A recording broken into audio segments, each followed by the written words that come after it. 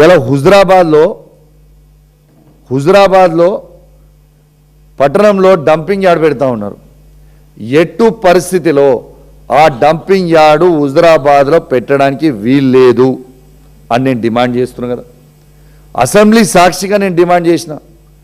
April 4th నాడు నేను ఈ డంపింగ్ యార్డ్ మీద హుజురాబాద్లో పెద్ద ఎత్తున ప్రోగ్రాం పెట్టుకుందామని నేను ప్లాన్ చేసుకుంటే నాకు సిఐడి నోటీసులు పంపిస్తారు. 4th రోజు నువ్వు ఖచ్చితంగా ఈ సిఐడి ఆఫీస్కి నువ్వు వచ్చి అటెండ్ కావాలి ఎంక్వైరీ.